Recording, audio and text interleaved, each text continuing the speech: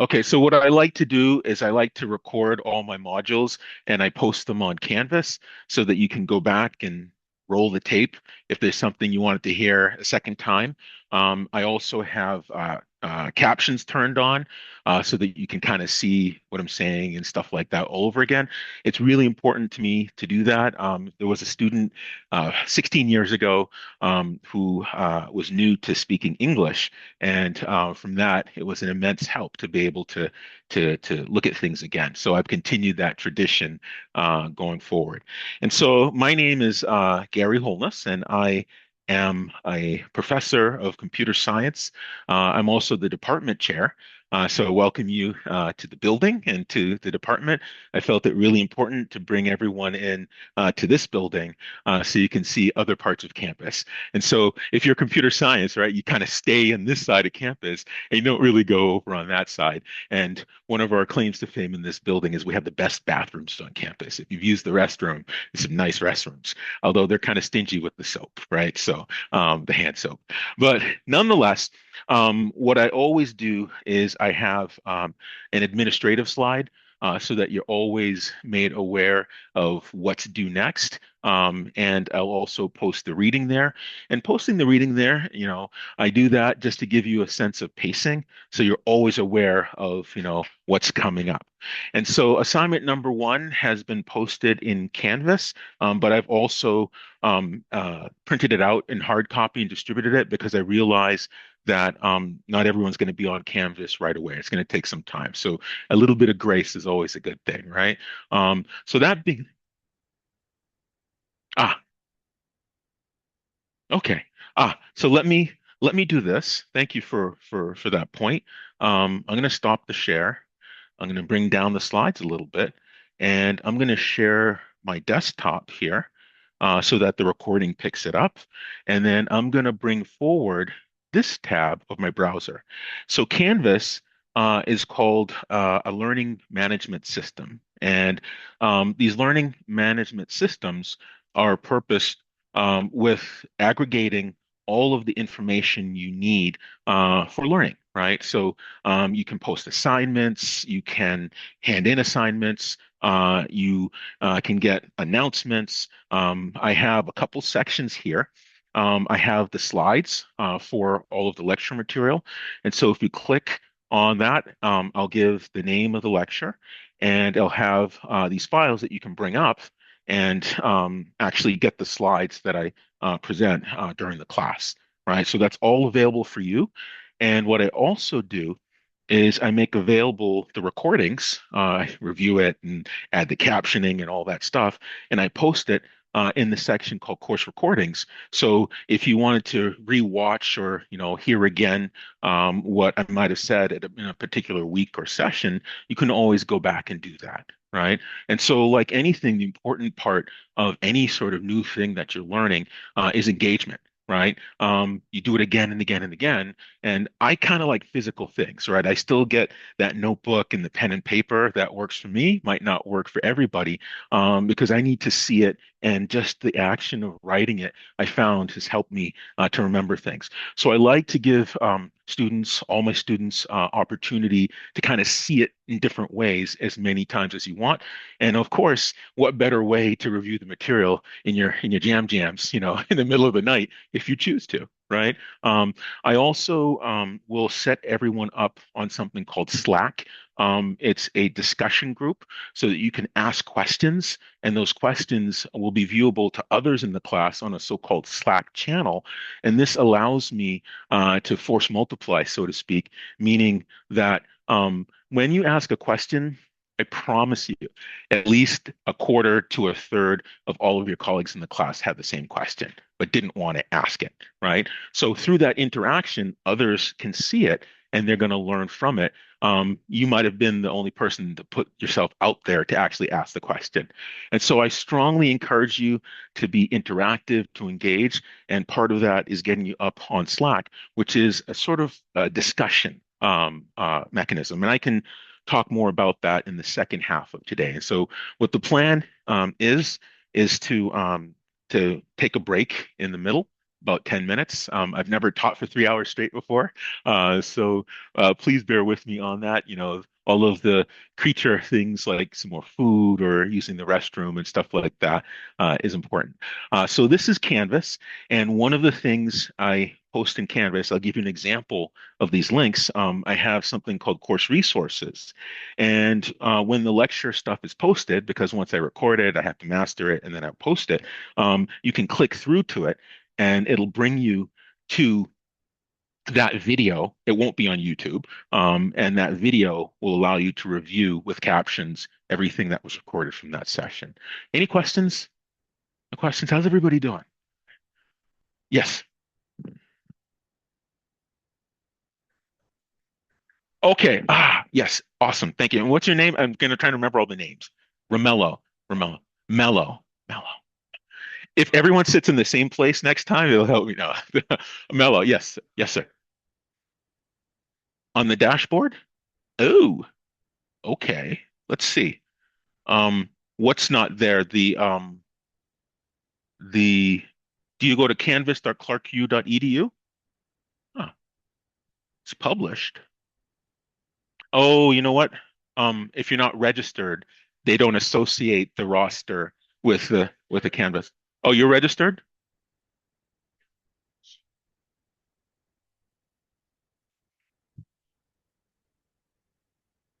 Uh-huh. Yes. Yes. Yeah, they have to register you. Okay. Okay. And so what happens once you're formally registered? I go into the previous one you see, yes. And each semester or each class that you take, they will accumulate in Canvas all those previous ones. And generally, what happens on the professor side is you inactivate the course, and those students can no longer see that particular entry. So once you're formally registered, they'll add your Clark email to a database, and it says this is the class you're in. So when you log into Canvas, you'll notice you log in with your Clark email and your Clark password, it says, aha, this person has this class. So when I bring up Canvas, I'm going to show you this particular class that you're registered for. Okay. So thank you for that point. Ah, so when you start out, that's a great question. Let me go ahead, the login. Okay. So I logged out and I go to canvas.clarku.edu. Oh, I'm already logged in, so it cached my credentials. I'm already logged into Zoom, so if I completely log out, it'll kill the Zoom session. Canvas.clarku.edu. So if you go to canvas.clarku.edu to see here the Uniform Resource Locator or URL or the web link. And when you go there, if you're not logged in to Clark's network, it'll forward you to log in with your email and password. Abbreviate. Okay. And you're like, okay, good, good. Uniform Resource Locator. We can go into that too another time. Yes, Mello. Uh-huh.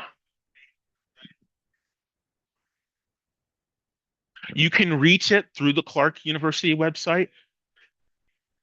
Hmm. Is one of those options. But after going to different internet sites over time, your browser remembers all of those sites. So you'll notice here, when I just start typing Canvas, it brings up the whole URL.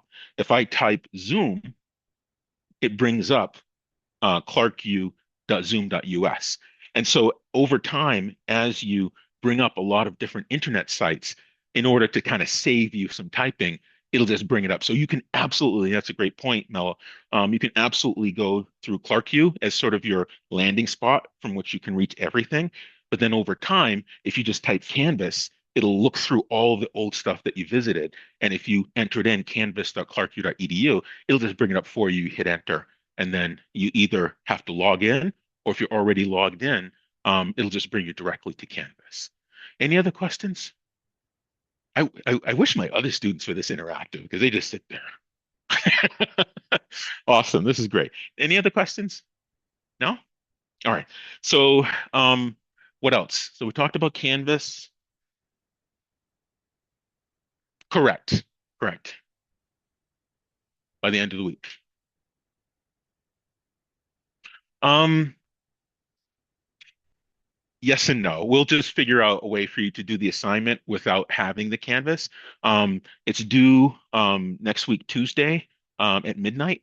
But certainly, exercising some grace, I can slide it a day or two, or um, we can just have you hand it in more manually. Okay.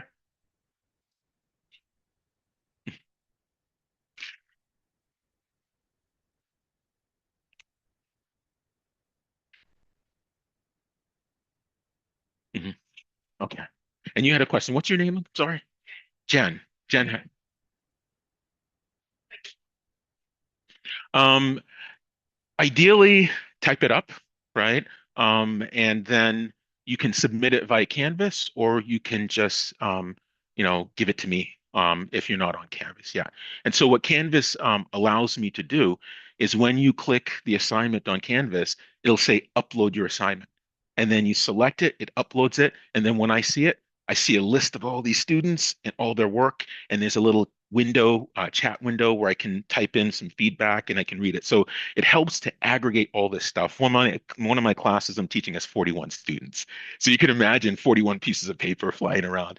And so I would prefer it on Canvas.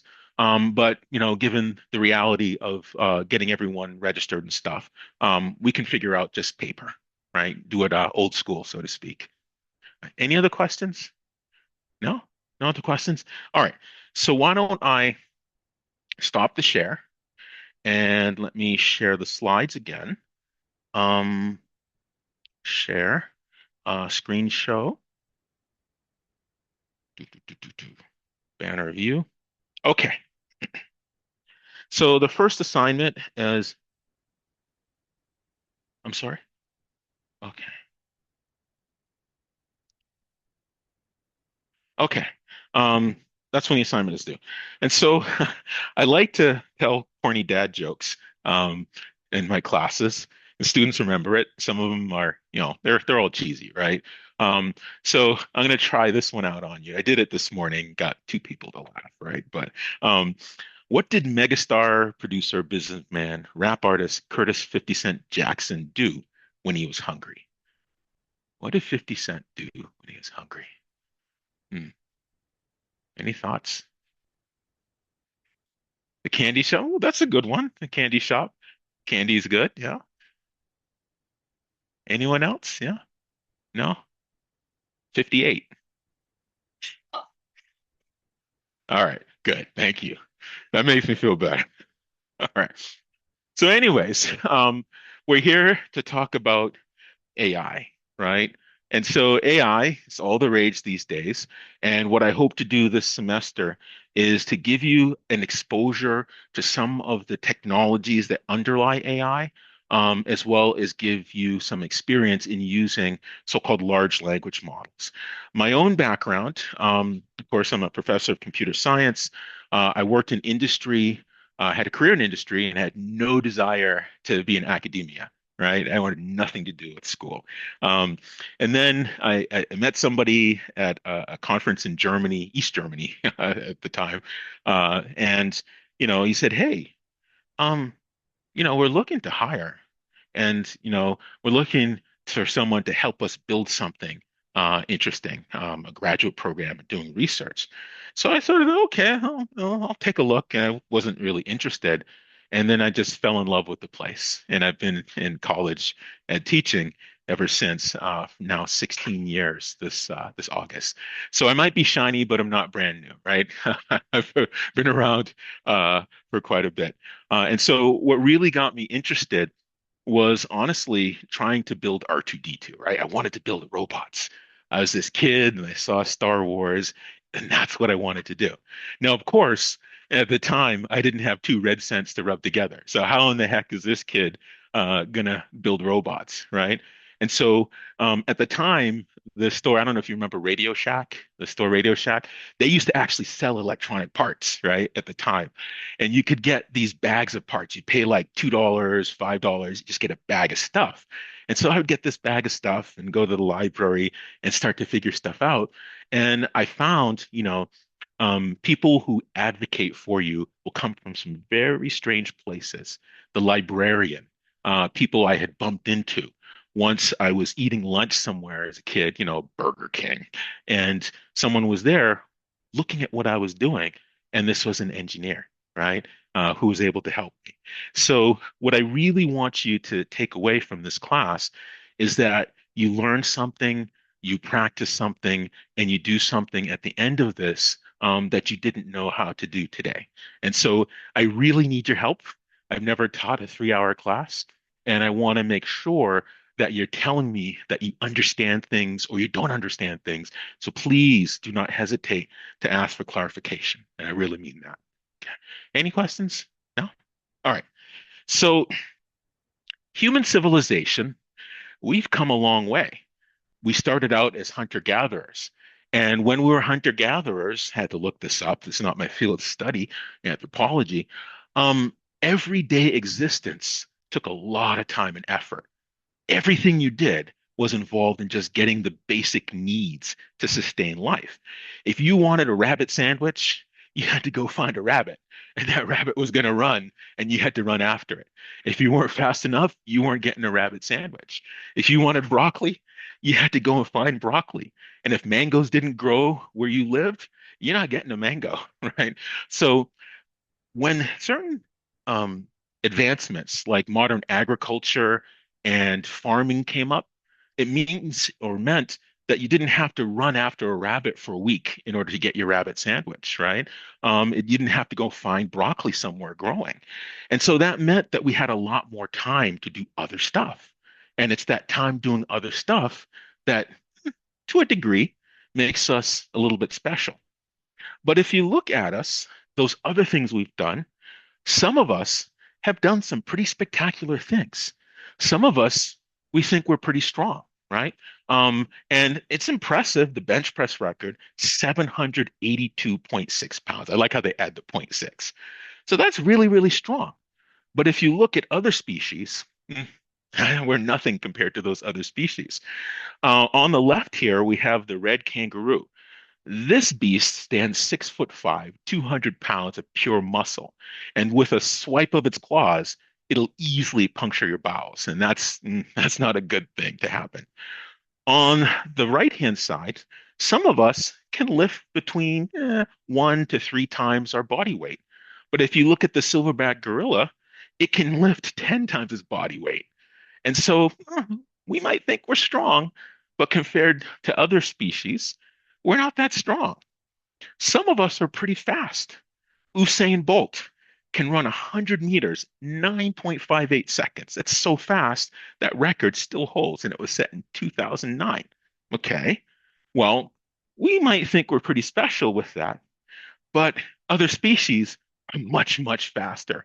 A cheetah can hit literally 75 miles per hour chasing after something. A rhino, it's thousands of pounds and it can hit a top speed of 30 miles per hour. Imagine how horrific that would be to see 1,800 to 3,000 pounds coming at you at 30 miles per hour.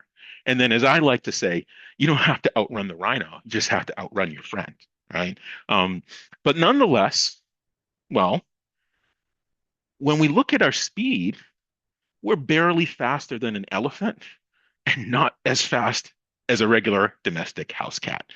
That's pretty depressing, right? So we're not that strong and we're not that fast. So let me ask you, from a nature standpoint, we're kind of useless, right? So what do we have going for us? And I could share your thoughts. Love to hear you. A brain? Yes. So what about our brain? What do we do with this brain? I'm sorry? Our consciousness. Okay. Consciousness and creativity. Aha. And how about you? Problem solving, consciousness, creativity. Excellent. And so over the ages, we started out basic existence. took every hour of every day. I'd hate to have to chase a rabbit through the woods for 2 weeks just to get a rabbit sandwich. And we built tools. And those tools and those technologies like agriculture and farming gave us time for our creativity, our problem solving, our consciousness. And we use this to build better tools. And those tools saved us even more time. We built shelters. Those shelters evolved to wood structures, to concrete, to steel structures, all sorts of things. If you've ever gone on a road trip through Virginia, I'm so impressed with the Chesapeake Bay Bridge and Tunnel. This is a 9 mile long bridge over water, and in the middle of it, it goes underwater in a tunnel. It's amazing that people build these things. And so it's our creativity, it's our so-called intelligence. But what does intelligence mean? You ever thought about that? Creativity, consciousness, problem solving, that's part of it. Is there anything else you can think of? Intelligence? Ability to think? Okay. Think how? Think how? To bring things together. Is it just thoughts or is it other things? Emotional intelligence, analyzing? Okay, great. Processing. All of these things are intelligence. There can be intelligence related to spatial relationships.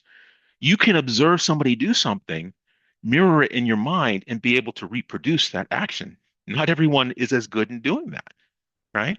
So, this idea, as you said, it starts with our brain. And throughout the course of our lives, we're using our brain and we're inputting lots and lots of information for this quote unquote intelligence. So as infants input information. They're touching things, they're putting things in their mouth, they're looking at things all the time, processing, inputting, trying to figure out how this thing called the world around them behaves when they act in the world. In infancy, they interact with their caregiver and they look to their caregiver for things like emotional states, joy, danger, happiness, laughter, and so forth. And so this is part of the beginnings of this social intelligence, the ability to assess through looking and touching this notion of emotional state. That's another aspect of intelligence. And then, of course, the mechanical system starts to mature and develop and the baby becomes mobile. Oh, that's a little bit interesting. Um, and you start to explore the world, you interact with the world, and now you can go places that's beyond the confines of your primary caregiver. And then this organism might go into kindergarten or elementary school. And now you're interacting with other such organisms. You're learning about friendship. You're learning about sharing. You're learning about communication. And the beautiful part about this is that you're sharing things that you learned through your primary caregiver with others. And there's this idea of culture, this development of practices, and it's negotiated by the exchange of these things that you learned from your own environment with your caregiver. So then you go on to other learning, places like Clark University, and this happens more. And in an environment like this, you have new ideas that you are exposed to. You have new people you're exposed to from across the city, across the state, across the country, and across the world. And moreover, some of your ideas might be challenged. And you learn how to reason about the things that are important to you as your ideas exchange and your ideas sometimes are challenged. So then this adulting thing happens. You're grown, you're out in the world, and things are going to happen, right? Some things, like I remember, no one taught me how to get an apartment. You just say, how do I get an apartment somewhere, right? No one teaches you, how do I get a mortgage? You just say, no one teaches you how to buy a car, right? You have to just kind of figure it out, right? And so this adulting thing happens, and you're also learning during this adulting thing. And you carry your value system forward to try to kind of make it as you can, do the best that you can, right? And then in older age, as your mechanical system, your physical systems start to degrade a little bit, Maybe your vision isn't as good as it used to be, right? And so you develop new things, new ways of doing things. So this is just to say this marvelous brain is always inputting information and it changes over the stages of life of the organism. But in my own research as a roboticist, we really try to build computational representations of this idea of how you interact physically with the world. That could be about forces as I step forward. How does the world push back on my legs in order to move and satisfy maybe some objective of going to location? When I see something, how does it look to me? I recognize that when I get to this location, I take a left. I navigate by landmarks. I don't navigate by streets, right? So all throughout life, this idea of intelligence is there, and it can be social, it can be physical, it can be purely cognitive in terms of your thinking, right? So I wanted to kind of give you this big picture of intelligence because the unfortunate name artificial intelligence for large language models only refers to a tiny corner of what artificial intelligence is. Okay. Any questions? No, no questions. No, I like being a storyteller, right? I remember when I started working as a professor, so no, you have to be a professor, right? Um, but kind of do what comes naturally to you. And I really strongly hope that you take that in kind. Okay. So, course overview. This is going to be the main book, AI Prompt Engineering Bible. I don't really like the name. It's trying to sell books, but this is really kind of seven books in one, and it gives you a bunch of guidance on how to get out of these so-called large language models like ChatGPT, Gemini, Claude, what it is you're trying to get out of it. And we'll talk about things from the book specifically as examples and give you a bunch of exercises so that you can get out of it what you choose to. And from one individual to the next, you might want to be someone, for example, who creates imagery from it. Or maybe it's going to help you write a resume, or maybe it's going to help you write stories and things like that. And some of these can actually generate videos as well. Okay. Any questions? No? Yes.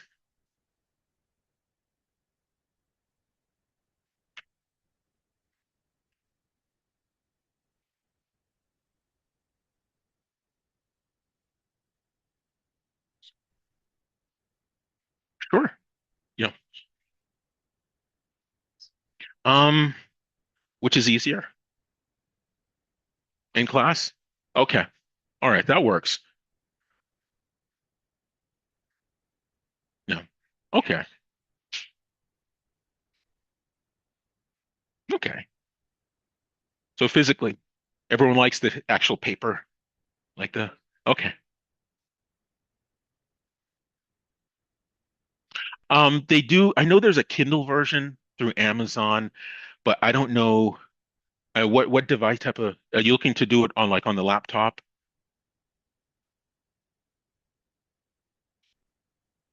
Okay. Okay. I know like a lot of them they really restrict how you use the digital one because they don't want you to like take a file and send it to everybody, right? And so oftentimes they have special software which provides an environment for you to read the book, but you can't like distribute the book, and that's linked to a particular place where you buy it, like Amazon and stuff like that. Yeah. So you all set up? Awesome. All right, great. So assessments for the class. We'll have a couple projects, and there'll be one, two, three, four, five projects, and the projects are designed to give you exposure both to some of the background technology as well as using ChatGPT itself. Um, you're going to learn by doing, right? Like it's important with any technology because I feel it's a useless exercise to have you memorize and repeat stuff. I want you to be functional with what you're learning to apply this stuff. And so the prerequisite is access to internet connected computer, which you all have, which is great. Topics. This is what we're going to cover. We'll have introductions, AI definitions, AI history. I'm not sure how much of this we're going to do in the interest of time. I want to make sure everyone gets out of here on time. So then we'll look at some of the underlying mechanisms right? Now, we won't do a deep dive on this, but I want to give you an understanding of the technologies that collectively comprise these large language models so that you'll know they're not a magic bullet, right? It's not magic, it's probability. And so, because of that, it can get things wrong. And it's really important when you create works in these large language models that you scrutinize it. You know, as they say in the military, trust but verify, right? Because it can so-called hallucinate. And so understanding some of the component technologies will give you an understanding about, yeah, this thing really can make a lot of mistakes, right? And so, like any tool, it's incumbent on you to make sure you understand the tool. It's kind of like when doing math, you don't use a calculator before you understand addition and subtraction, right? Because it could get it wrong. You know, you ever go to the store and something's like a certain value and you give them more because you don't want pennies or you don't want nickels or something. And it's in similar fashion to understand some of the underlying stuff at a high level so you can understand how it works so that when you use it, it's like, yeah, this thing can be wrong in many, many ways. And then the data accounting, sampling and generation talks about how it uses a lot of text, a lot of written stuff available to ultimately produce answers to things that you ask it.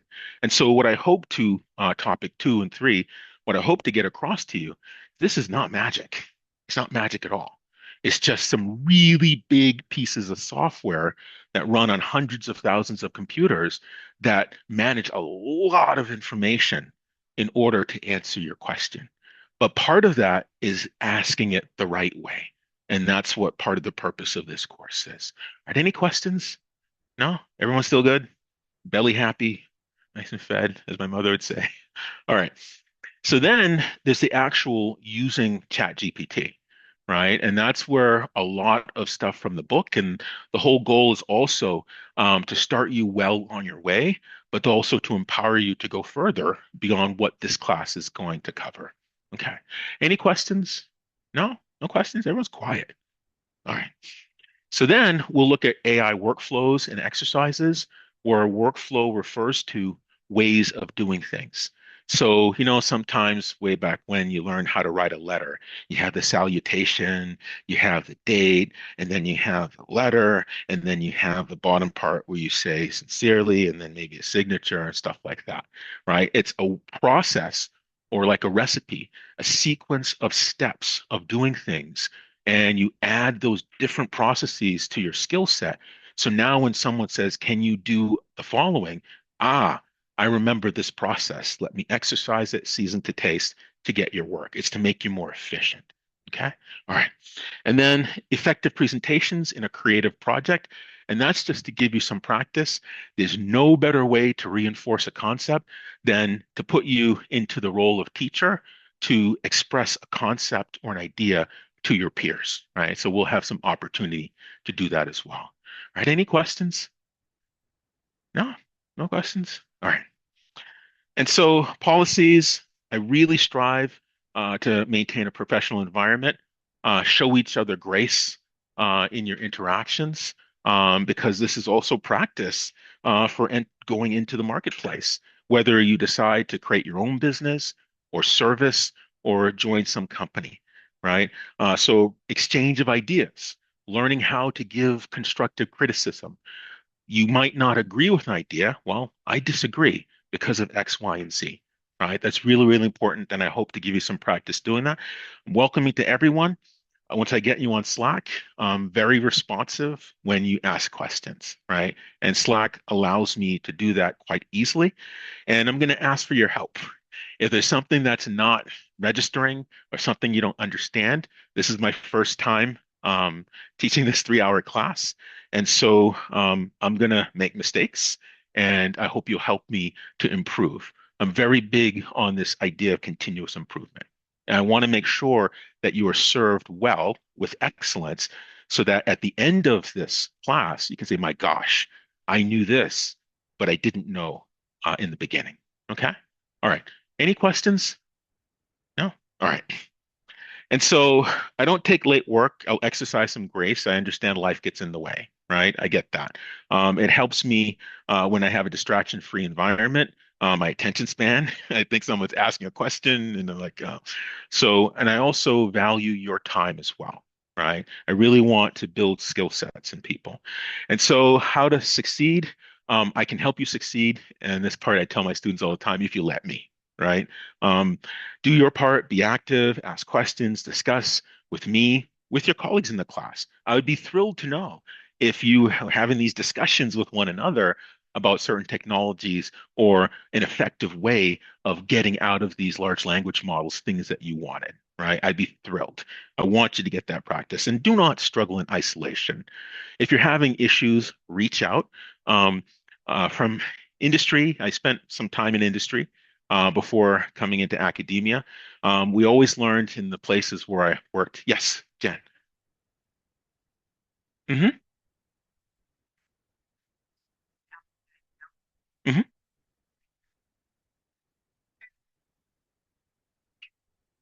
Ah, great question. When I set up Slack, I set up what's called a workspace, and everyone that registers for the workspace will see one another. And then I will send what are called invites to your Clark email, and it'll join you into that Slack so that when you post messages, others can see it. When they post messages, you can see it. It's another tool that's very, very effective. Um, if you have email, you'll notice sometimes you get a lot of emails, right? I literally, people don't believe me, get over 100 emails a day. And so every Friday night, I spend 3 hours going through email, and typically some student has emailed me something and I didn't see it, right? So that's like 700 emails by the end of the week, right? So Slack is a system that helps you to manage all those messages, and it's separate from email. So it helps me in being more responsive because I know I'm going to miss some stuff. If you send me email, don't feel shy about sending it again because the AI in my email will bring it up to the top if you send it multiple times. And so email has really been a problem for me just because of the sheer volume that I get. Okay. Did I answer your question? Yeah.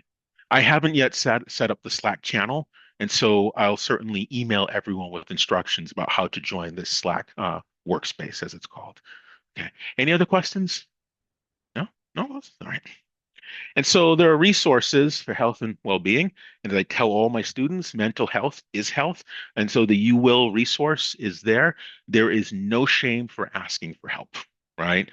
People go through things all the time, and it's really important to reach out to someone. Don't struggle in isolation. Also, if you're sick, I believe sharing is caring, but not if you're sick. I know life gets in the way. So if you're really, really sick, don't get others sick, right? I post videos partially for that reason. Certainly your attendance is required, but life gets in the way, and I certainly acknowledge that, right? Um, okay. Accessibility Office is there. I won't talk about it. The slides are up there, but they provide certain accessibility services that are available to students. Okay, so what is AI? And so we have about 25 minutes before would take a break. Okay. Sound good? Yeah. All right. What is AI? So we talked about intelligence, but this idea of AI, it really is our own curiosity trying to understand how this brain thing works. It's a beautiful thing. It changes, it adapts, it incorporates all sorts of information.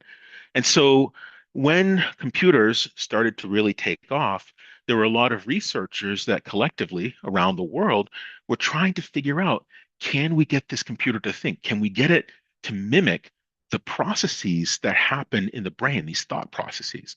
Well, part of that is understanding what are these thought processes. And all of this is under the umbrella of artificial intelligence. And so for inspiration, I'll use my dog. My dog we got from a shelter. She's 10 months old now, full of energy, doing 2 miles a day now just to get this dog to calm down, but that's another story. And this dog's name is Raja, right? Raja was named by my daughter after the tiger from Aladdin. Okay, I didn't know that, but and so Raja one day we bought her this toy.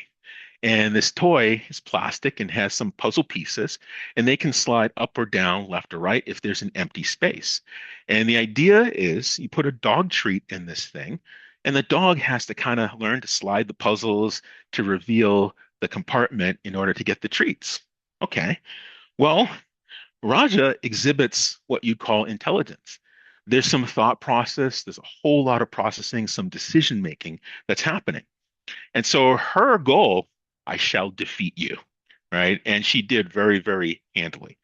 So she engages in perception, and that's an aspect of intelligence. She can see it. She can absolutely smell the dog treats, chicken liver flavor.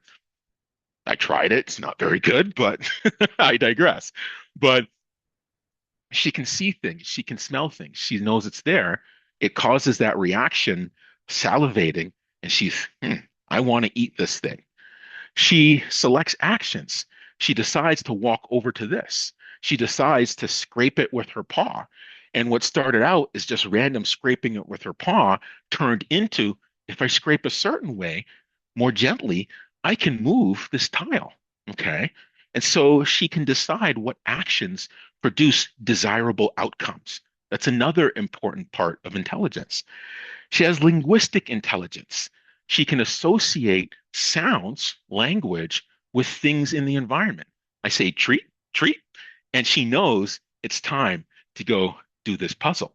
And it's pretty interesting, okay? And she does reasoning. She decides, okay, well, this compartment is open. I can still smell the food in this other section. I need to scratch at a different compartment in order to reveal the food.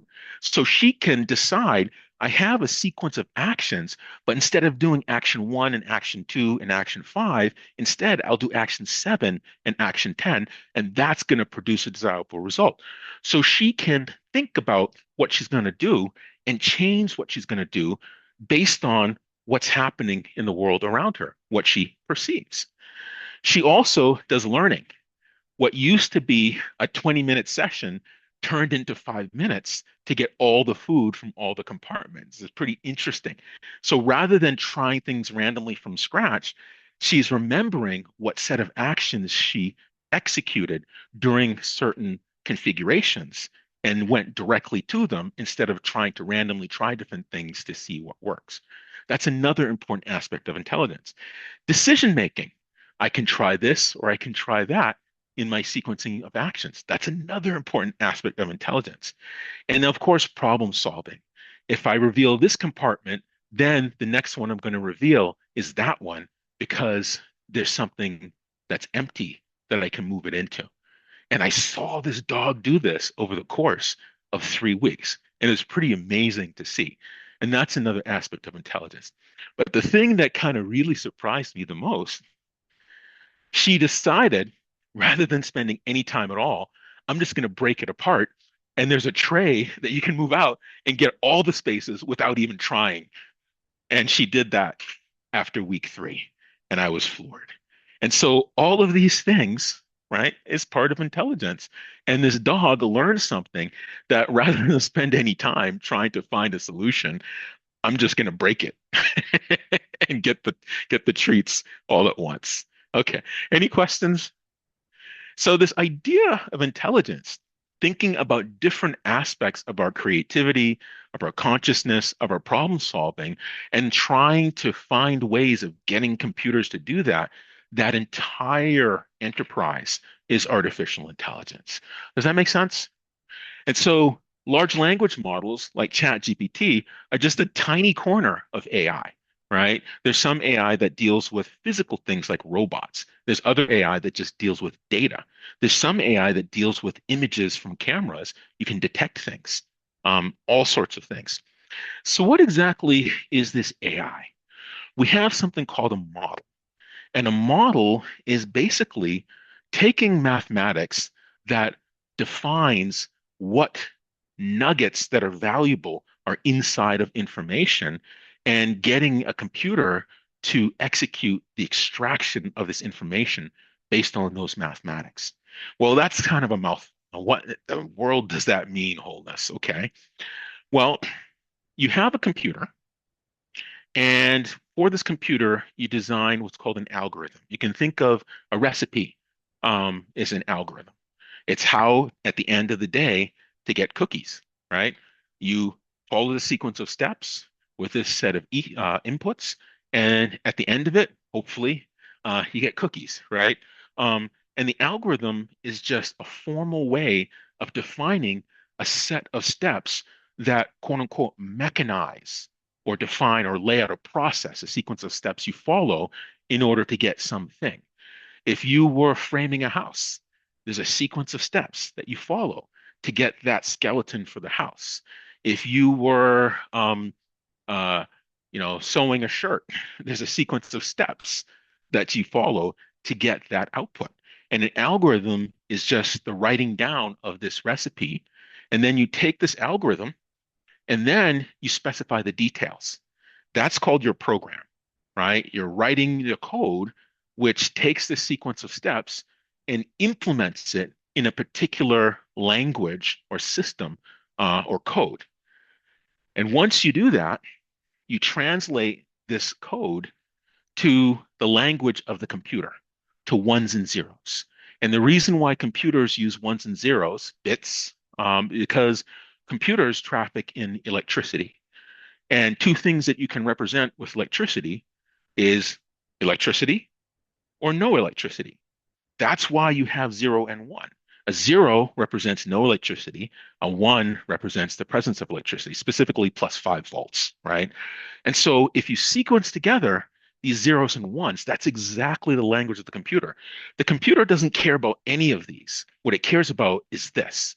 So people write programs called compilers and interpreters that take this expression, which is something that people can understand better, and it translates it to this expression, which is what the computer really cares about.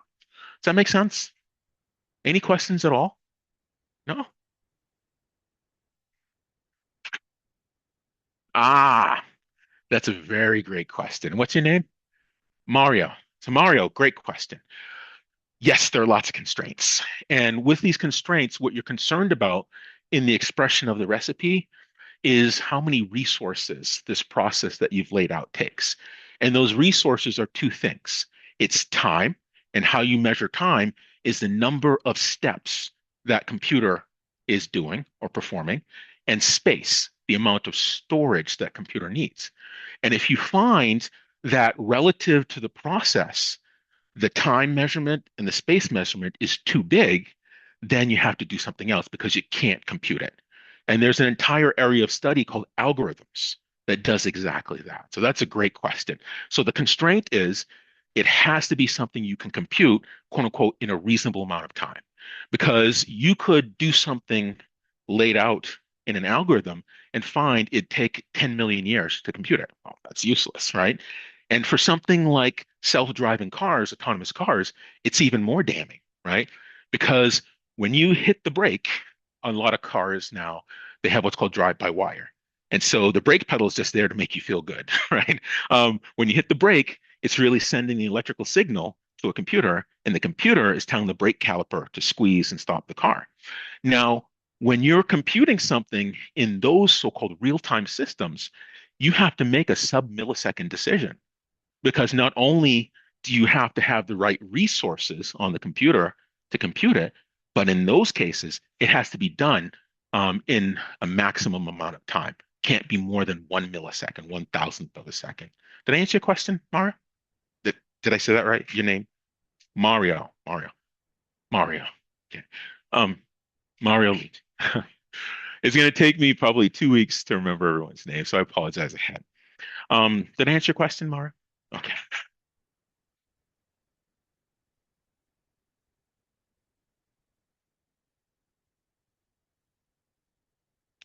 Absolutely. And it's similar, only the constraints have to do with things on a computer versus things in your cupboard.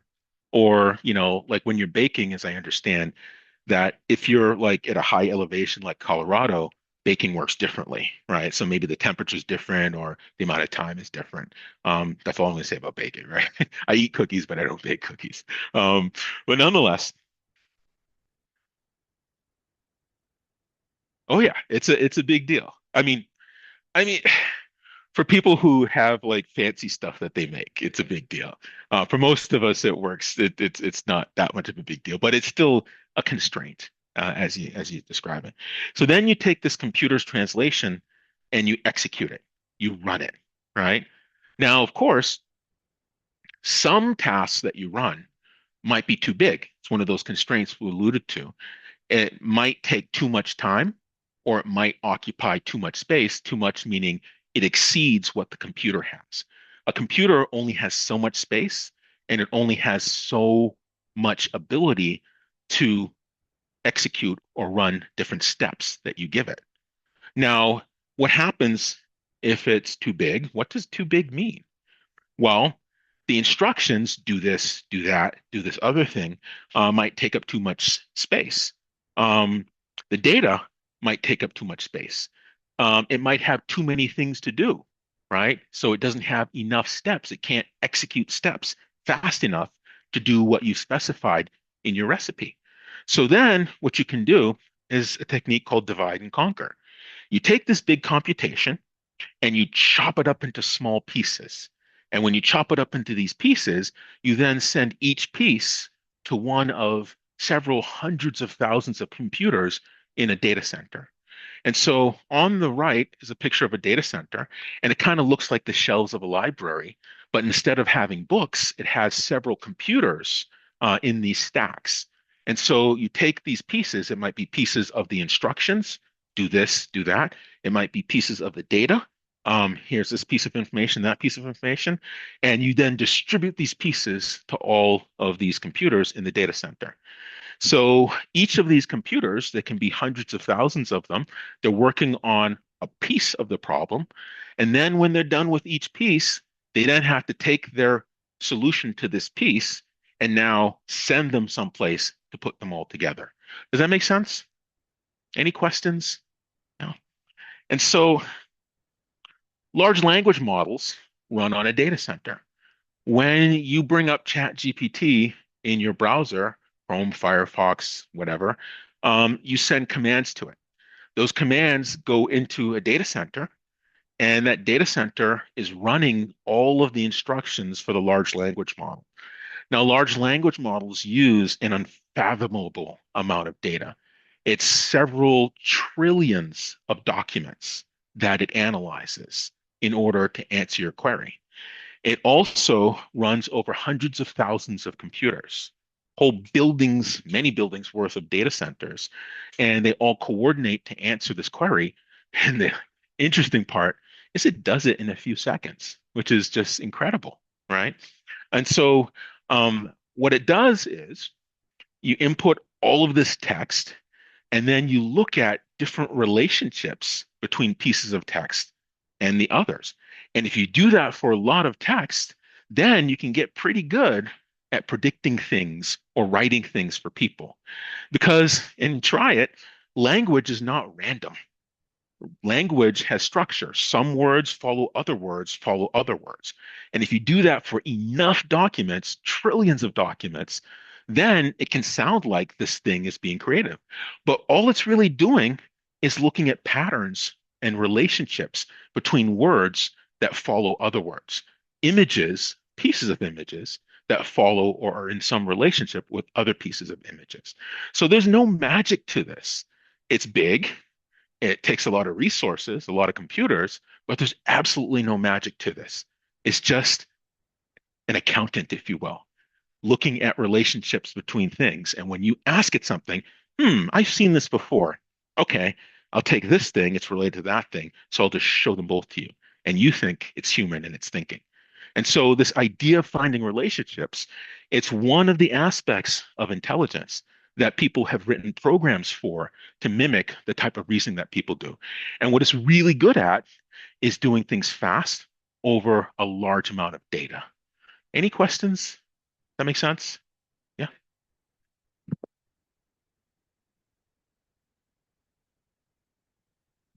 Hmm. And they coordinate with one another. Yes, absolutely. And this coordination, imagine an orchestra of 300,000 people, right? That's where this gets pretty interesting. It's an unfathomable amount of data with a large number of computers that are coordinating, looking at all sorts of different aspects of relationships between things. Mello, you had a question.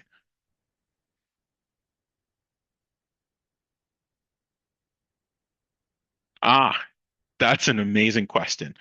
And so, one of the criticisms that people have had of these large language models is they have these programs that go out onto the internet and look at any piece of text, any information that it can get to.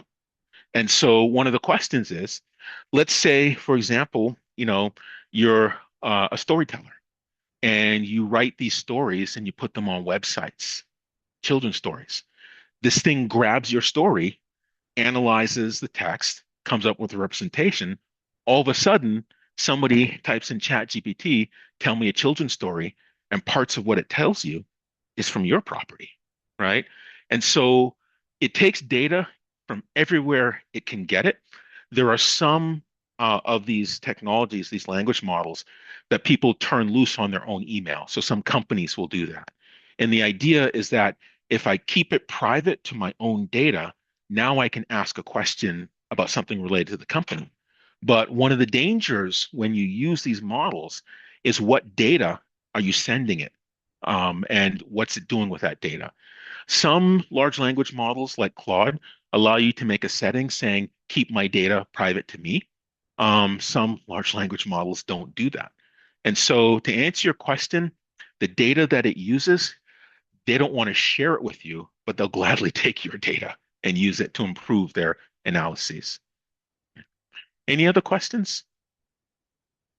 Did I answer your question? Okay. Oh yeah, yeah, absolutely.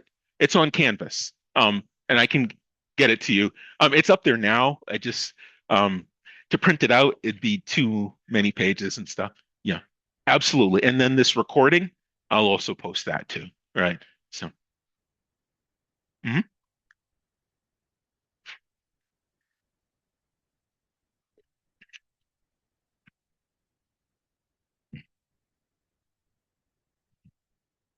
And so lots of things happening. All right. So AI, these models that we talked about, and it's models that look at how you think and reason, how you perceive things, and I'll tell you an example of what perception is, and how you act, how you select what you're going to do. All of these are or can be driven by these AI models. And so, in order to do that, what you need is something called a representation. It's a way of depicting things that happen for a scenario. And this is a so-called game tree representation, specifically for tic-tac-toe. And for tic-tac-toe, each player makes a move, and you place an X in one of these positions or an O. And so you notice here, it's X's move, and X can place an X here, here, any place that they can place it. Now, the next round, it's now O's turn. So O could put the O right next to the X or here above and to the right for the X. And so what do you do with this representation? You can write code that will automate the playing of tic-tac-toe. And by using or walking down this representation, it can play quite well. And many times it can beat you, right? And so with this model, you're depicting relationships between things that describe, in this case, how the game unfolds. Now, some games, if you were to draw this representation, it would have tens of millions of steps, and each set of arrows might be 300, right? That's an enormous one. I give you tic-tac-toe here just to show you one of these representations, but usually in practice, you don't write them out on a screen, right? They're just too big. Any questions? No? All right. And so let's see some examples. My favorite example is self-driving cars, right? When I was in graduate school, it was in the research lab, and it's completely freaking me out that you're actually seeing it in deployed products now, which is just interesting. So not even in a generation, just in a decade and a half. And so you have all sorts of sensors with autonomous cars, and these sensors detect things that are around it, obstacles. And these obstacles that makes it tricky is they can be moving, like pedestrians, like other cars, or they can be stationary, like buildings and fences and houses. And so in this example, when you write software for a self-driving car, you don't get a real self-driving car in the beginning and just run it, right? That's dangerous. So you start with a simulation. So it looks like a video game, but this video game, it implements how the tires stick to the roadway and how the steering works and stuff like that. And so in this example is a car that is driving and it will pass other cars and then return back to center lane because it's supposed to pass on the left. Well, maybe not in Worcester, but you're supposed to pass on the left. And so you'll see this green yoke in front of it. That is the car trying to decide what's going to happen in front of it. And so it extends this feeler out in front of it from the software standpoint in order to determine what's around it when I'm over here, when I'm over there, further down over there. And you'll notice when it tries to implement the lane change, um, it bends that feeler because it wants to know what series of steering actions it should select and what that's going to mean about where it is in the future. So that's almost like looking into the future. What should I do?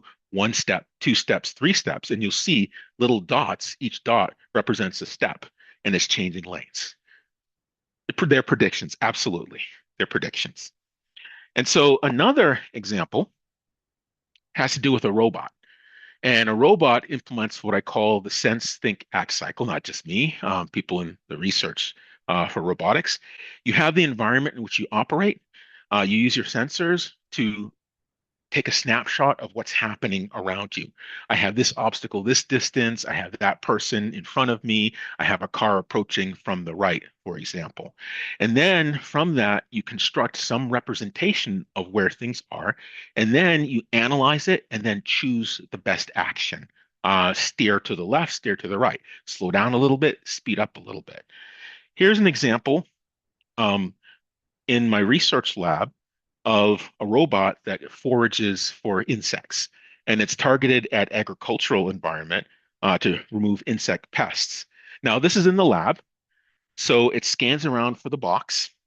It detects the box, and here we have the live video feed. This is what the robot is thinking, so to speak. It finds the insects. It approaches the insects. It tips or pans or tilts the camera to get a closer view. Then it deploys the manipulator, the arm, to grab it. It remembered where the box was, and it goes and deposits it into the box, right? And so it wasn't programmed explicitly. It just was programmed to scan the environment, detect something that looks like an insect, and pursue that thing. So it didn't matter what configuration these insects were in. What mattered was how it represents this idea of an insect and this behavior of approaching something. What does it mean to approach something? It means the thing gets bigger in your camera as you select an action. So select actions that make it bigger until it's a certain size. That means you're right in front of it. Any questions?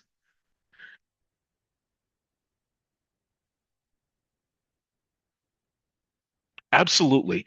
There, there are some there's some robots, especially for search and rescue, and also reconnaissance of certain sorts, where you have a thermal camera. And so they put them on drones, these quadcopters that fly overhead. Some of them are fixed wings, so like aircraft with two wings, and they'll fly them up above. And they'll use more than one type of camera. So they'll use an EO, electro-optical camera. That's the visual camera that you see. And then they'll use one that's thermal, so you can detect heat signatures. That's really important if you want to distinguish whether or not what your robot is seeing is a living thing, right?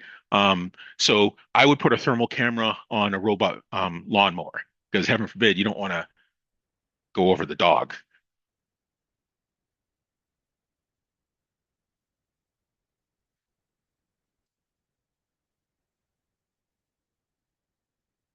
Hmm.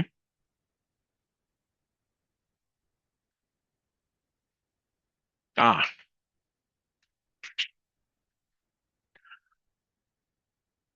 I've um interesting.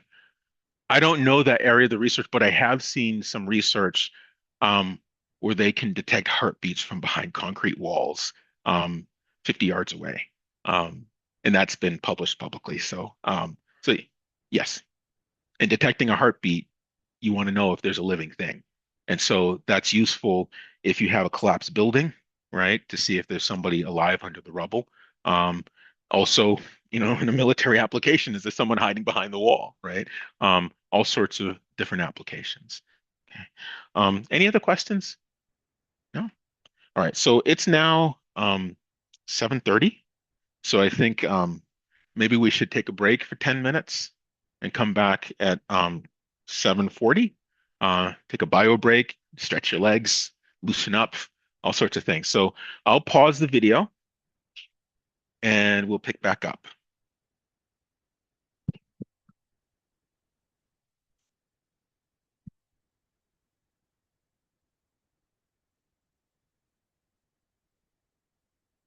Let me just this.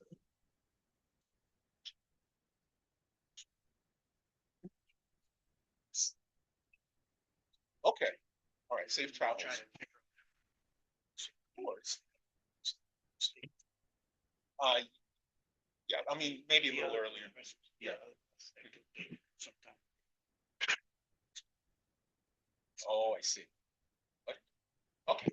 Well, my goal was to give everyone, let me pause this. My goal was to give you the full experience, but you can watch it.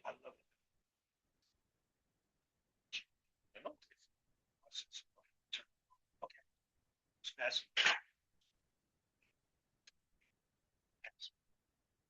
This is sort of the overview that will give you motivation on what AI is, and then we're going to focus then on and then we're going to jump right into process. See. Okay, awesome, awesome. Okay, so travel safely.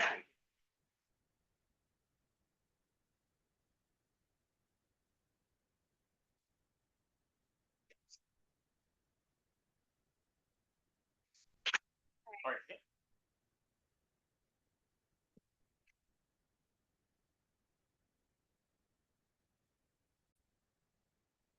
jump back in. All right.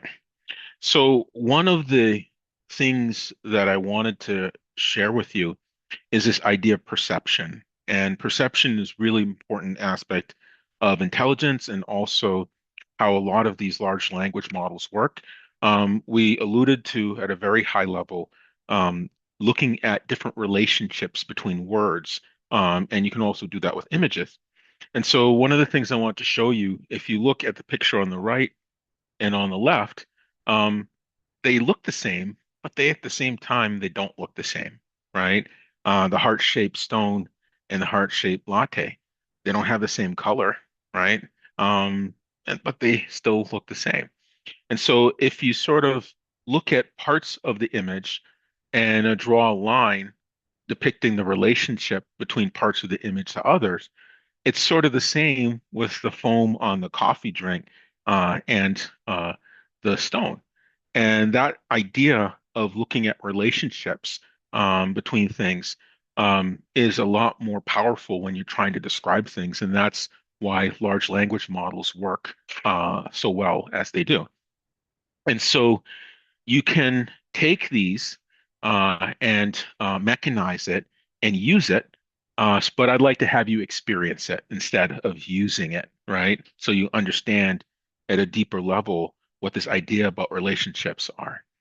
And so here, I took an image and I chopped it up into 40 by 40, and then I randomly exchanged each one of these little squares, cells, with one another. So I did that 5,000 times. So I'm going to ask you the unfair question. What is this a picture of? Hmm. I'm sorry? A tree? It'd be awesome. Oh man, how do you know that? It's not a tree. All right, let me help you out. Let me make it a little easier. I'll chop it up into 20 by 20 and randomly exchange. What do you think this is? It's a group of people? Um, how do you think it's a group of people? What did you key in on? Different colors. Okay. Uh-huh.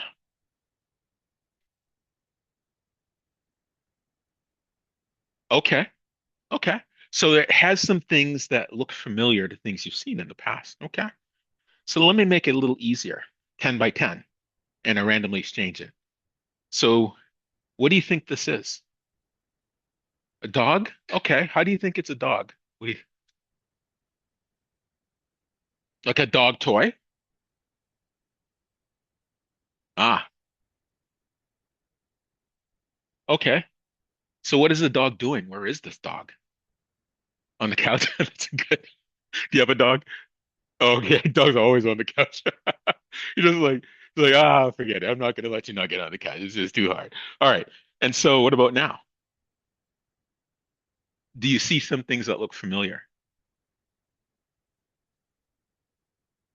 That's my dog. And you see a paw, you see some eyes, but it's kind of broken apart. But okay. And this is the original picture. And so what you experienced was this idea of relationships between things.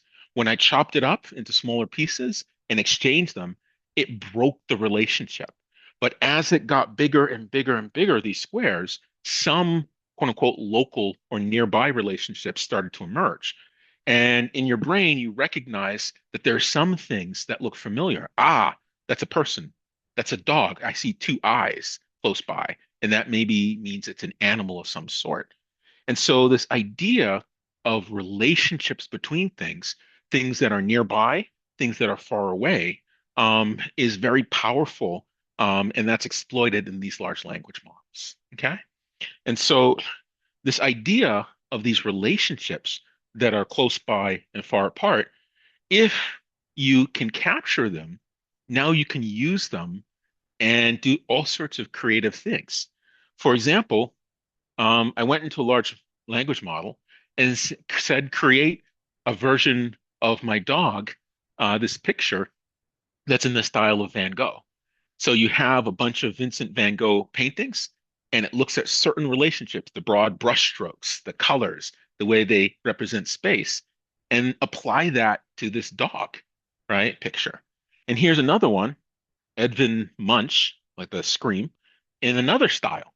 So you can use this idea of relationships at different distances, at different locations to one another, and transfer that in all sorts of interesting ways. And I did this with a large language model. And this, um, um, yes, it sounds German.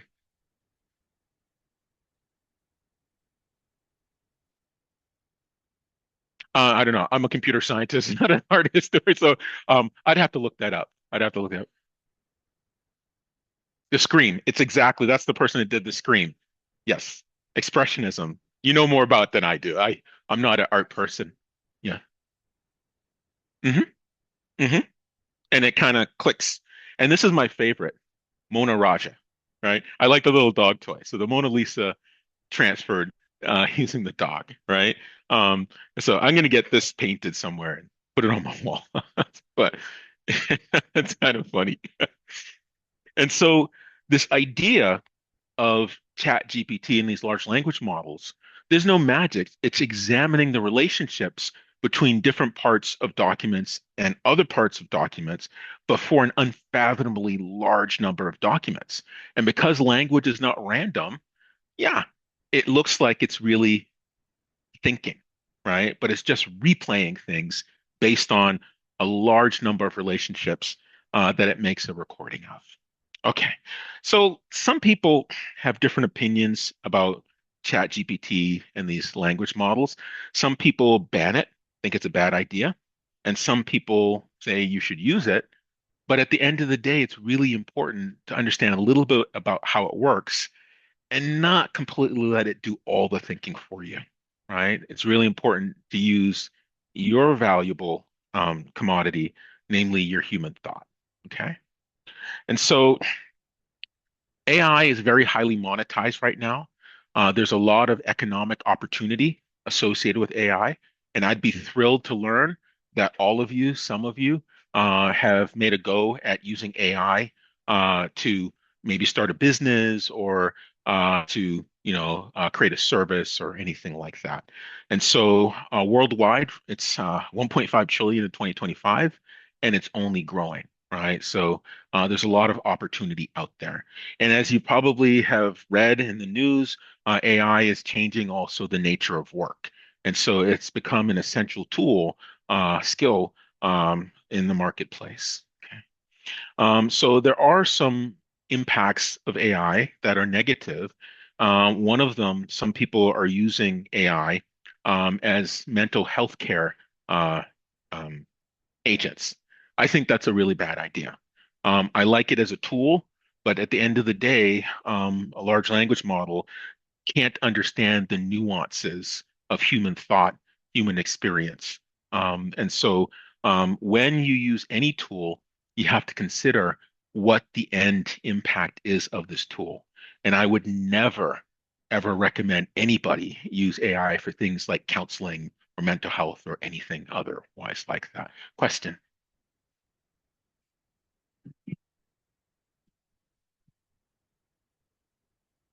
Yes. Yes. Hmm.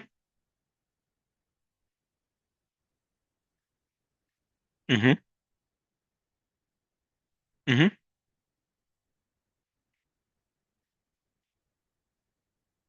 Hmm. Hmm. Yes. Yes. Hmm. Yes.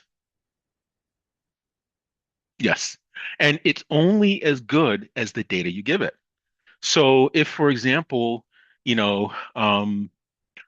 you train an AI model on faces from one part of the world, and then you try to use it in another part of the world, it hasn't seen that. And so, the term garbage in, garbage out, when you're trying to learn relationships and patterns in pieces of data, like visual data, images, you have to make sure that you sample or give it data that represents a broad array of images, right?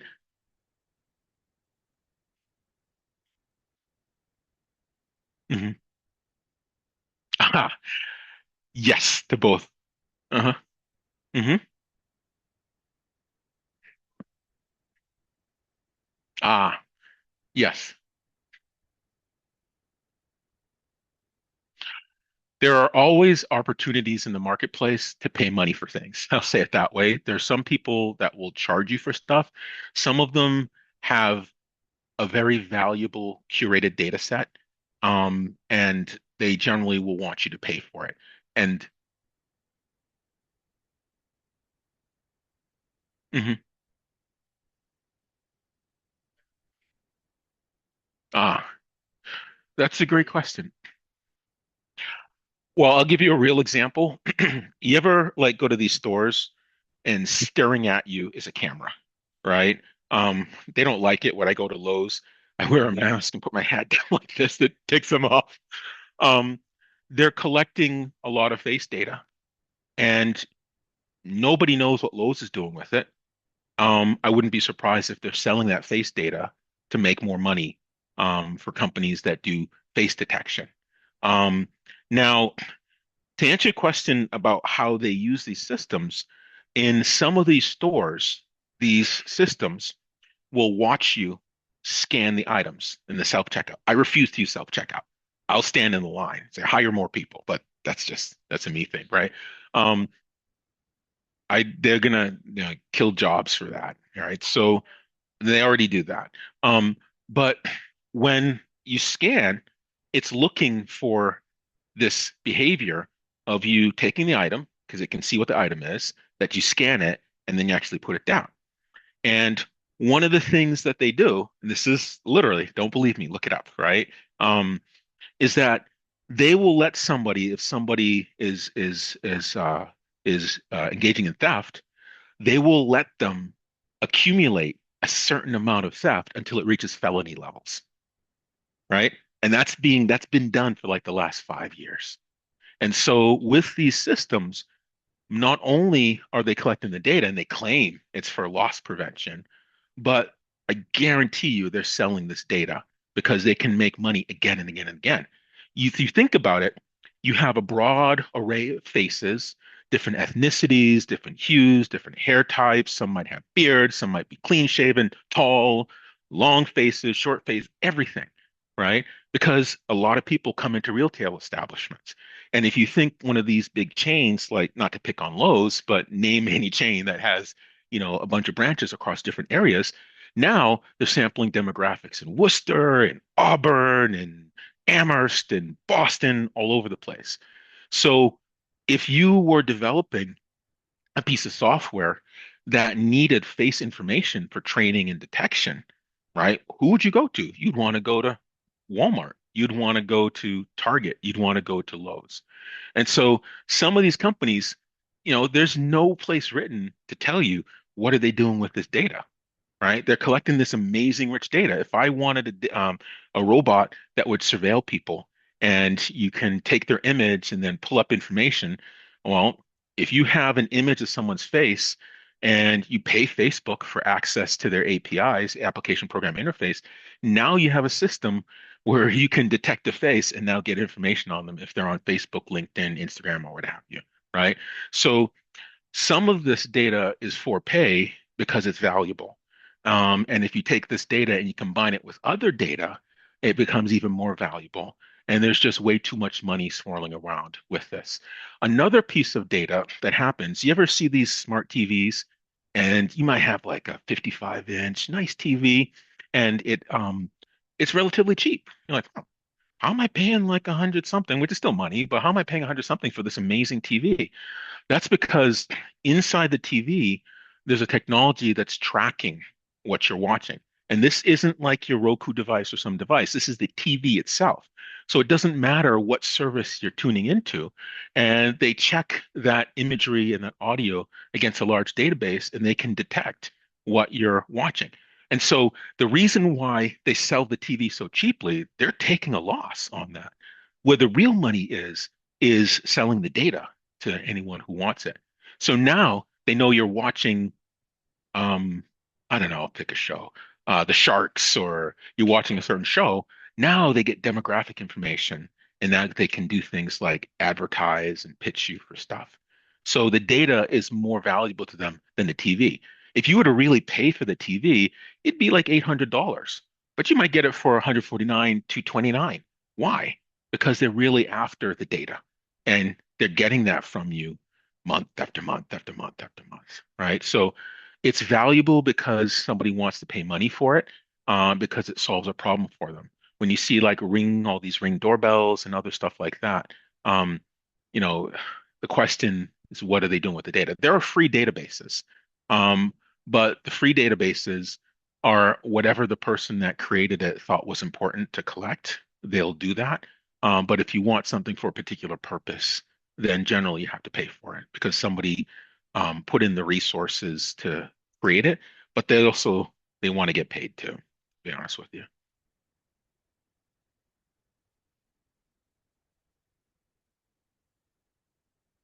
Yes. Yes. Hmm.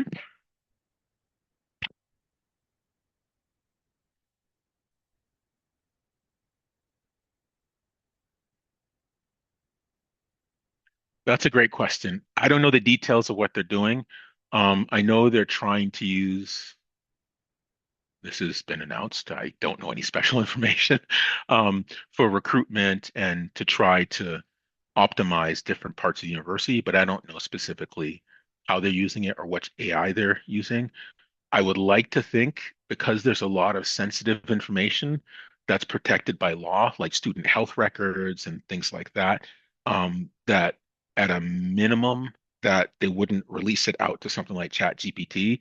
It's something in-house that's just uh, processing over the data that they have here. You can do all sorts of things like, you know, um, tell me the profile of students from this school. And they'll say they like to study this thing, they do this well in this class, and should I recruit at this place? Are they going to be successful? Have they historically been successful? Who should I take a chance on? Stuff like that. So there are a lot of interesting questions you can ask with AI as sort of a number cruncher and processor and finding relationships between things that might not be apparent just at face value. So it has its uses, but I don't know specifically what technology they're using and I don't know all the details. They don't tell us. They're doing their thing. So I don't have that answer. Um, okay, so why don't we um, stop with this one? Now, this was controversial, and it's a completely AI created actress, right? Tilly Norwood.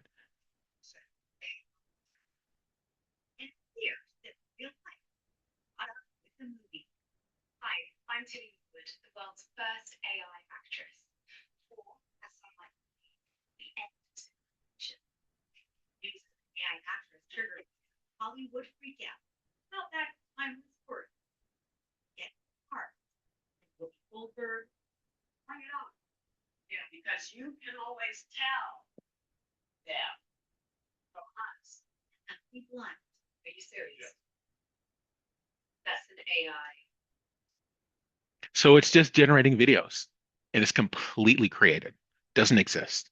It's just a bunch of prompts and processing that someone's created using AI technology. Question.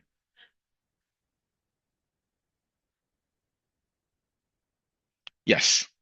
And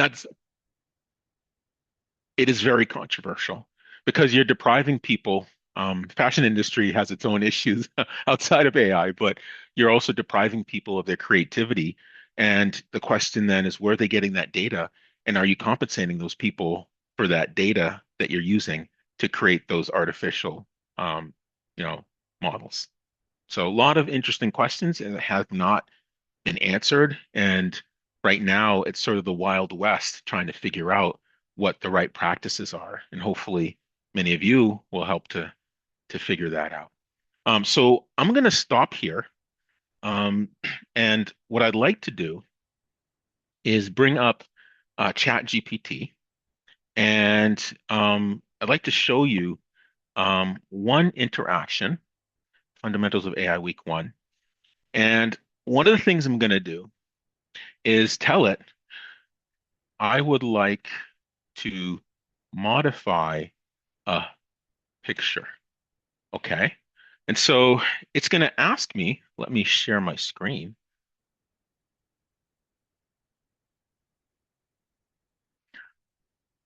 Bring this to the front. So it says, okay, I kind of told it what I want it to do.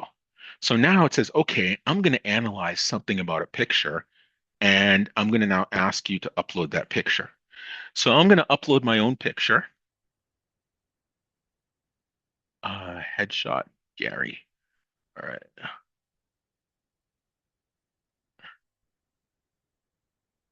add photo, headshot Gary. And so this is an image I had taken. It's funny. I grew up in a city, right, as a kid, and I love rural, right? It's peaceful, just peaceful, right? So, anyways, but that's just me. So this is an image, and I'm going to say, hmm, I've always wanted a beard. I've always wanted a beard. The same 3 dozen hairs keep growing, but I can't get a full, nice beard. All right. I've always wanted a beard. I would try something, but with my luck, it'd start growing on my eyelids and not on my chin. Okay. Which beard style? It's asking me a question. How? Um, Wizard beard? What's a wizard? Okay. About a biker? Like a ZZ Top kind of thing? Like ZZ Top. Okay. Okay. So let's see what it does. I have no idea what it's gonna do.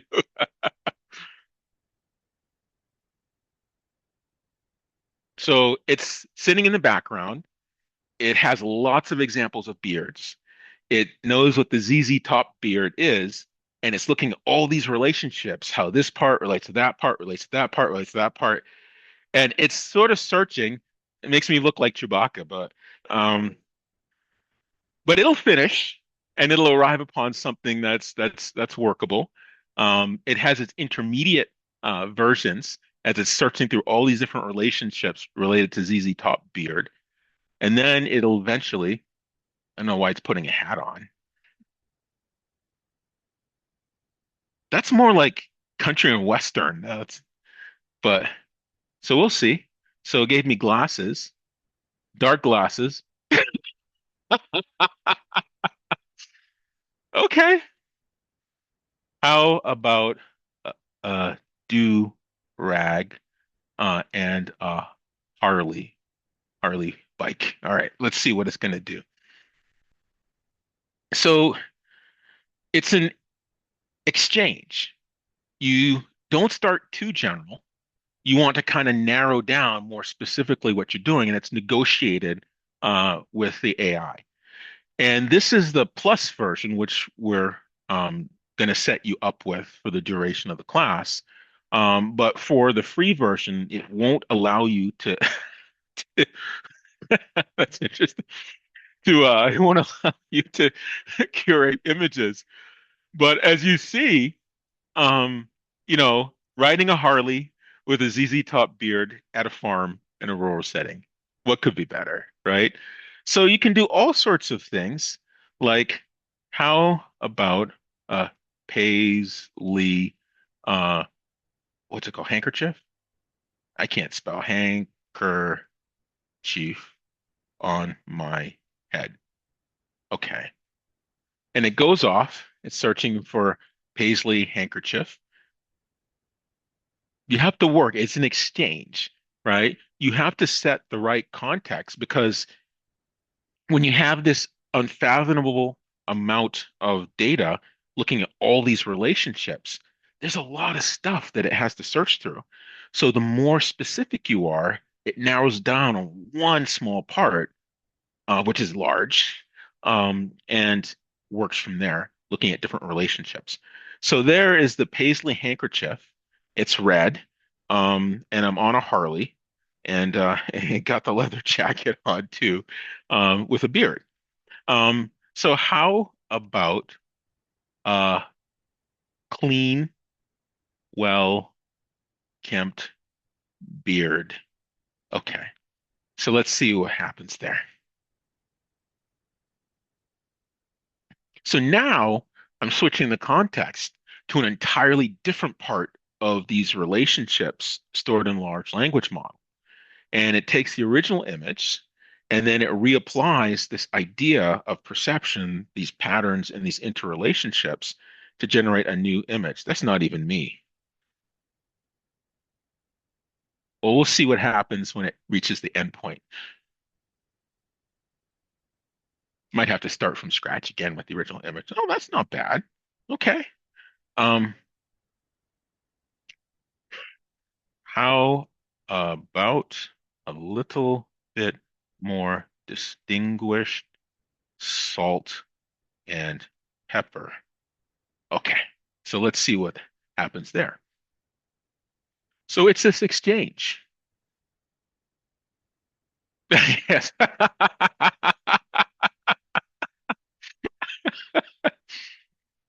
I'm not only a client, I'm not only the president of a client or something like that. I remember those commercials.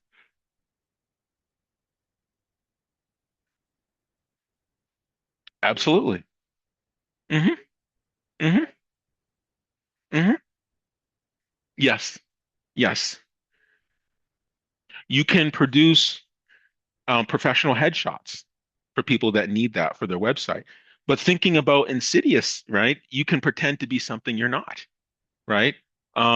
You could post this and adopt a persona, right? A fictitious personality online, right? Yes, absolutely. And so it can be like anything, it's just a tool, right? And it's how you use the tool. But think about, um, let's say, a lost child, and you want to age the child to see how might this child look now, right? So let's try that in reverse. How might this person look at age 18? This is going to be good. I have no idea what it's going to do. All right. So let's see. And I hope it doesn't have a gray beard, the 18-year-old, right? That'd be kind of weird. Um, and so when we do that, let's see what it does. So, like any tool, it's how you use it, right? Any tool can be used for good purposes or not so good purposes. It's really just how you use it. And there might be whole industries that just haven't been developed yet. There are people who go around with nice cameras taking professional headshots. It's actually not bad. It's a little bit different, but I wasn't that clean when I was. That's funny. That's interesting. Um, that's funny. Um, that's actually pretty good. It's close, but not correct, but it's still very close. Um, wow, it's like a blast from the past, right? And so, what I'd like to do is to get you started. I'm going to log out of this, um, and if you could bring up your computers to chatgpt.com. This is the free version, and what I'm setting up is for you to have access to this same plus version for the duration of the class. And so that account would be linked to your Clark email, so that you can do things like generate images and sounds and music and stuff like that. Um, but let's bring up chatgpt.com. And let's look at this exercise. And for the in-class exercise on the third page of the 4 pages, um, it's to uh, develop or help develop your personal brand. And so part of what I call your digital footprint is your personal brand. And your personal brand, you're going to think about the mental picture that people have when they hear your name. Maybe you're somebody who is a reliable technician, right? You like to solve practical problems. Or maybe you like to, you consider yourself a creative designer, right? You generate lots of original ideas. And so what this personal brand is about, it's about expressing your strengths, your goals, and your values in a way that other people can understand them. And so what I would like to have all of you try is to start to develop this using ChatGPT sort of as your assistant to help you think of points that you might answer in trying to develop your personal brand. Does that make sense? Okay. And then concurrently, an exercise that I'd like to do with each of you is to have you write a letter to yourself in the future. And so I have an envelope and some paper. And for this exercise, you're not writing it to me, you're writing it to yourself 7 weeks from now. And I'd like to, when you're done with it, collect it from you, make sure you seal it, put your name on it. I'm not going to look at it. And I'm going to return them to you on the last day of classes. And you see.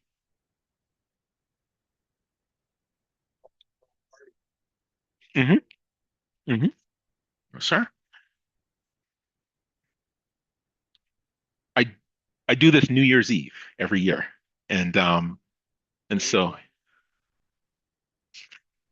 oh no, you won't get this afternoon. You get this the last day of classes. But I won't read it. Just between you and yourself. And it's a way to sort of see where you've been and where you are as far as this class is concerned. Here we go. There we go.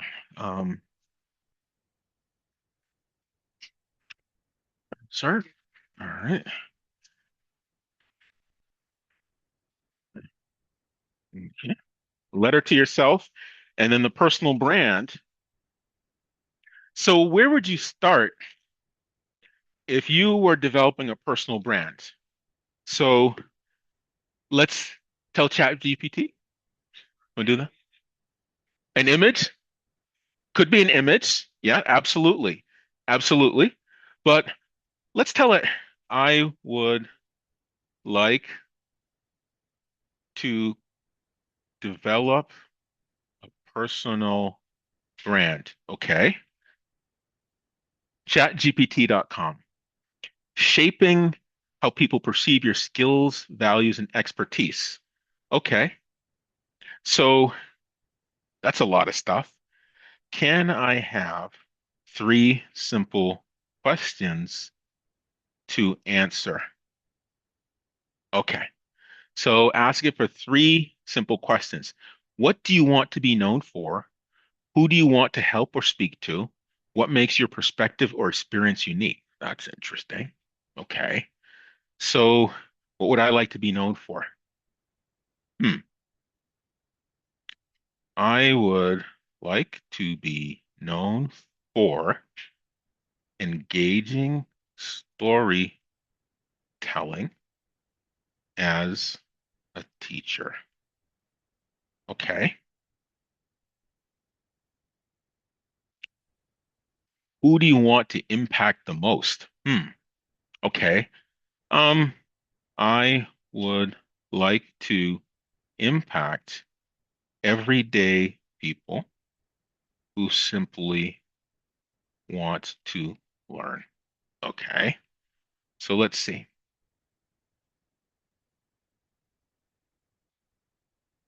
Teaching tips. What stories do you want to use in teaching? Okay. I would like to use technical uh, stories that make clear technical topics, rather make technical topics more clear.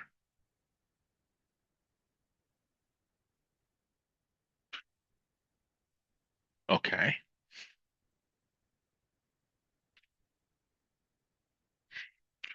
Can you write a brief paragraph um, of my personal brand? So it's a negotiation back and forth. You set the context. So let's see how it does. I'm an educator who uses engaging storytelling to make complex technical ideas clear and accessible. My goal is to help everyday learners understand how technology and technical systems shape the world around them. Oh, that sounds pretty good. By turning complicated concepts into relatable stories and make learning more memorable, meaningful, and approachable for anyone who's curious and eager to learn. Okay. And so what I'd like to have you do, bring up chatgpt.com while, after you've written your letter to self, and just start inputting what it is you would like your personal brand, but not just data that you provide, but having it give you questions or points that'll help you arrive upon what your personal brand is, right? Now, it's not something you're going to finish in this sitting, right? Something to work on over time. But at the end of the day, remembering that there are a lot of relationships between pieces of data that this model has engaged in, and it's running across hundreds of thousands of computers in a data center, but you have to direct it to the right parts of this model in order to get effective outputs. And it's going to be a continual engage. You ask it a question, it responds. You could upload, as you had said, upload a picture, right? Um, or you could input a sound file, right? If you said, for example, you're an artist and you create music or something like that, you could upload a sound file. And um, things like that. So it's this continuous engagement back and forth. And one of the goals that we have for when we get to this segment on prompt engineering is how to structure your interactions with it to produce effective outputs that you desire. Okay? All right. Yes.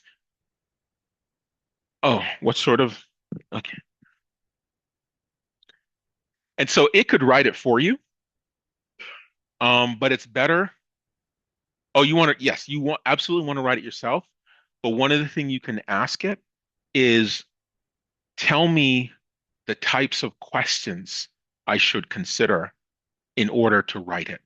So almost like an outline. Should I think about what excites me? Should I think about what I believe I'm good at? Should I think about these things? And negotiate. What do you mean by something you're good at, right? Yes, yes. hmm yes. In the exercise to help you start to develop your personal brand, right? So what you hope for, what skill sets you'd like to develop, and at the end of the day, that grows into a couple paragraphs. Okay.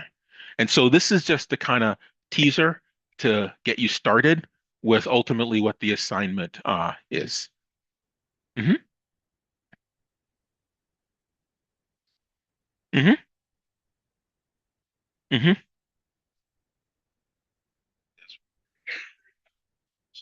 Ah, ah. And so when you should ask it then to follow up. So you on point one, could you expand on what you mean? That makes sense? So these things aren't as quote unquote smart or intelligent as you might think they are, right? Um, okay. Yes. No, I'm not gonna, I can't see what's on your computer. And so you're using it to help you develop some writing. And then this is for the personal brand. The letter to self is entirely separate. That's going to be on paper. You seal it, and I'll collect it, put your name on it. I won't read it. Don't want to read it. And it's for you to get back in 7 weeks on the last class. Mhm. Oh, your letter, you can do it now and give it to me before time, or you can do it and bring it back next week. It's just to get a snapshot in time of what you think AI is, what you want to do, and then at the end of it, you read it back for yourself. It's entirely for you to yourself. I'm not gonna look at it at all. hmm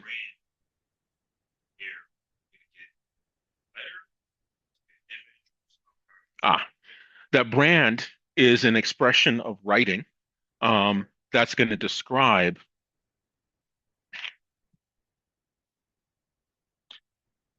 Every person has a brand, combination of experiences, values, and skills, and goals to shape who they are, what they bring or hope to bring into the world.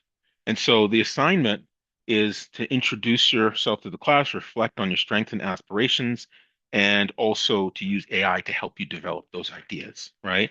And so the first point, introduce yourself, um, and your interests, hobbies, things you enjoy learning about, skills and talents. The second point is your brand. What qualities or traits best describe you? What strengths or abilities do you bring or would you like to bring to a team or community? And then point three is your goals.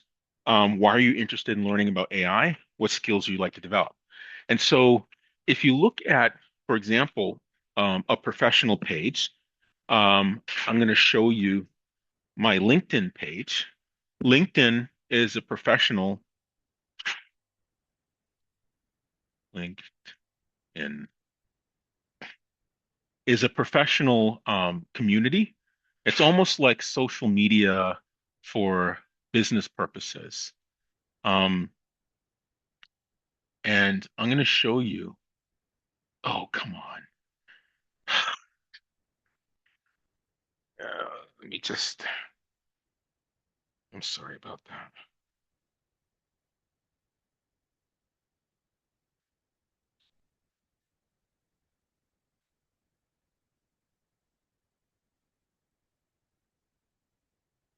You weren't supposed to see that, but I don't care. All right. So this is my professional page in LinkedIn. And personal brand is a statement that describes you, right? I get a thrill from building things, bringing ideas, theories, and algorithms to life. It's this expression in writing of who you are or who you want to be, skill sets that you believe you bring to the table, and what you want to do with them. And ultimately, um, it's a way of teaching you to use AI tool to help you develop this statement. Okay. And so as a way to just do AI, because it's, we can't just have beards on images for everybody. Um, ah, And so you're going to have to copy the text. Sometimes what you can ask it to do is to produce a Microsoft Word document or a PDF file that contains that information. Or other times you can just copy it and paste it. Do you have like Microsoft Word on the computer? So if you highlight it, um, let me show you how to do that. Let me, um, oh, I forgot. Um,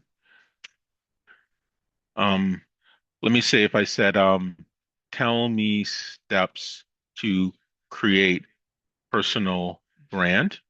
Okay, so I would just highlight it and then copy and paste it in a Microsoft Word document. If you're in the plus version, let me see if it'll do it here. Um, create a document containing this uh, text.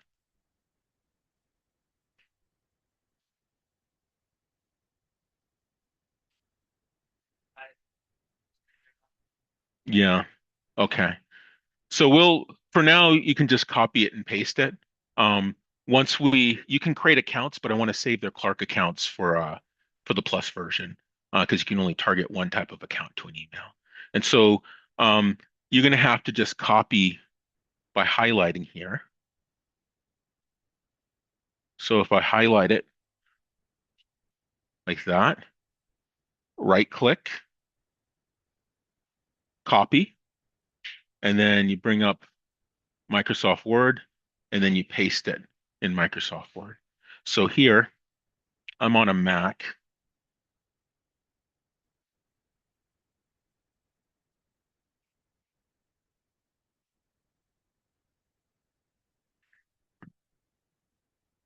And you bring up Microsoft Word once you copy, create a blank document, and then paste.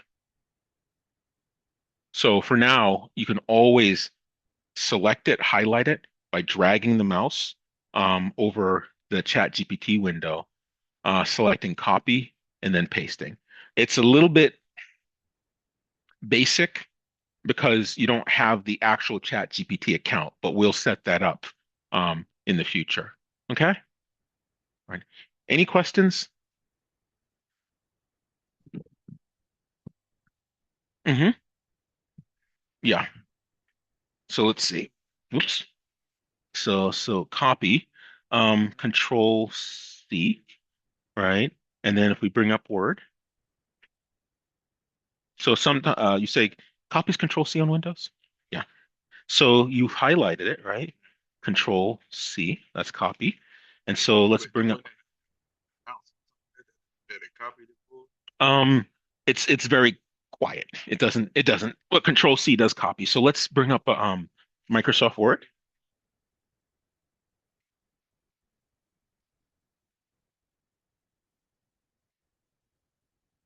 So let's see.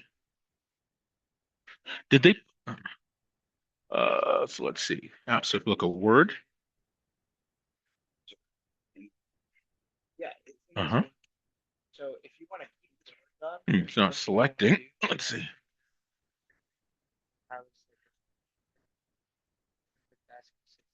Okay. So if we go here,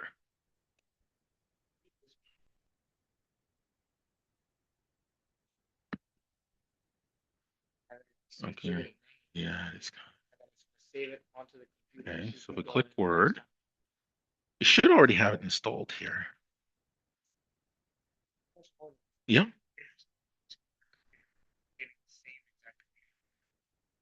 that's a great question. You should. Uh-huh. Yeah, I see your point. They should. Did she write down Shelley? Okay. So it must be you're getting back the same one then to because she has which one you're issued. I'd have to email her to get that specific information. I don't know the real answer. Yeah. Yes. I see. I see. I'll reach out to her tonight. Yeah. They should get the full Clark Outlook because it's a clarku.edu address. You could also email it to yourself too, using the Clark. But are you set up on Clark with the Clark email? Okay. Did anyone show you how to use Outlook? Did they show you? No? Okay. All right. So let's do this. Let's do this. This would help you too, right? So I'm because they didn't tell me everything that they set you up with, so that's why I'm asking. So no worries. You have to start from the beginning. There's nothing wrong with that. So if you go to outlook.office.com, right, and you click enter,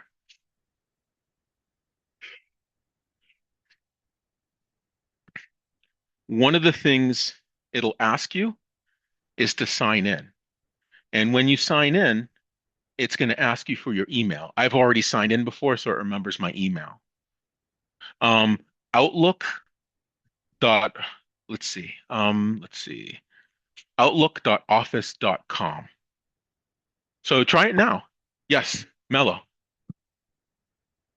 I'm sorry. Oh, you do? Okay, awesome. All right, good, good, good.